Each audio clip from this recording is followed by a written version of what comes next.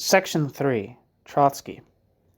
Where Trotsky stood is incontrovertibly clear. The revolution in Russia would, Trotsky had argued from 1905 and after 1917, either spread to advanced countries or be destroyed by a bourgeois counter-revolution. Until close to the end of his life, believing that Stalinist collectivized property was a horrible mutation of the October Revolution, Trotsky took it as certainty that outright destruction of the gains of the 1917 revolution would take the form of bourgeois restoration. The counter-revolution that destroyed the power of the workers was not a bourgeois counter-revolution, but the rise to power of a type of collectivist ruling class which maintains their state property. Trotsky and his co-thinkers, such as Rakovsky, chronicled the bureaucratic counter-revolution and stage by stage elaborated a working-class program of action against it. From 1933, Trotsky advocated what he would call after 1936 a new working-class revolution against the bureaucracy. Trotsky called that revolution a, quote, political revolution, unquote, because it would maintain state property. But the measures he advocated, the working-class seizure of power, smashing the bureaucratic state and replacing it with a democratic Soviet council, working-class state, the seizure of the economy out of the hands of the bureaucracy, amounted to a full social revolution. The term, quote, political revolution, end quote, has been the source of much mystification. Political power, bureaucratic or working class, was seen as central in an economy that was stratified and politically controlled and not market regulated. For Trotsky, it was a, quote, interregnum economy, end quote, degenerating from the workers' power of the revolution, but not yet overthrown by bourgeois forces. It retained the potential of being regenerated by way of a new working class, quote, political revolution, end quote. It was not, in Trotsky's view, and this is central, a degenerated worker state in stable equilibrium, still less what it became for post-Trotsky worker status, a, quote, degenerated worker state, end quote, in irreversible, quote, transition to socialism, end quote, but a continually degenerating worker state. It could not survive or go on degenerating indefinitely. If it achieved stability, as for many decades it did, then a set of new conclusions would be indicated. Part also of this complex of ideas was the refusal to designate the ruling bureaucracy a ruling class. Trotsky had chronicled and anatomized this bureaucratic ruling group as it developed. Far from his refusal to call it a ruling class expressing softness towards it, or the idea that it, quote, wasn't so bad, end quote, Trotsky compared it in 1938 unfavorably with, parenthesis, pre-Holocaust, end parenthesis, Nazism, from which its political rule differed, he said, only in its, quote, more unbridled savagery, end quote. To my understanding, he compared it unfavorably with fascism, but generally that's the case. Fascism being a more, I would say, broader category than Nazism.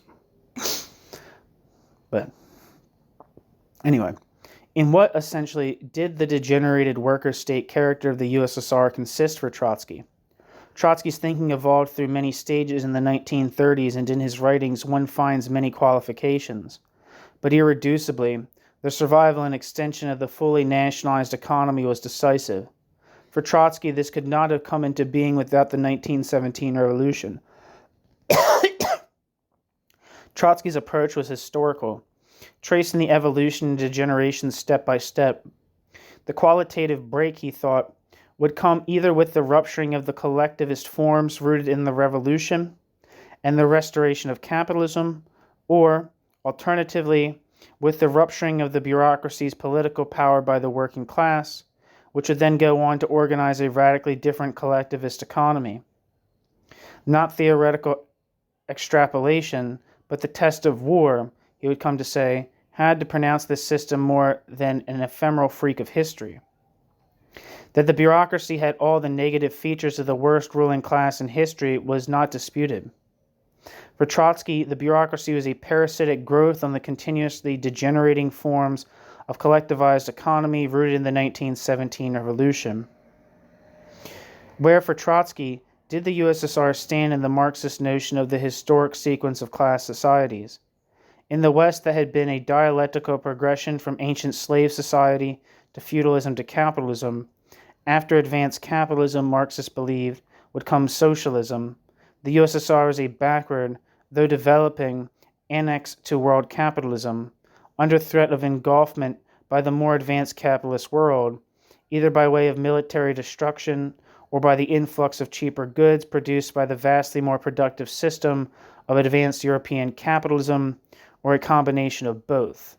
The idea of the Stalinist state as, quote, socialism, encroaching from the, quote, periphery to the center, end quote, in competition with advanced capitalism, Trotsky dismissed in its original Stalinist form the idea of building, quote, socialism in one country, end quote, as a foolish totalitarian variant of utopian socialism, fundamentally at odds with both the root ideas of Marxism and the guiding idea of the Bolshevik Revolution of 1917.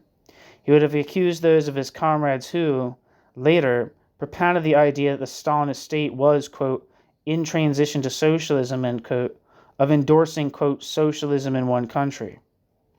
For Trotsky, the USSR's economic forms, collectivized economy and planning, albeit bureaucratic planning, remained post-capitalist.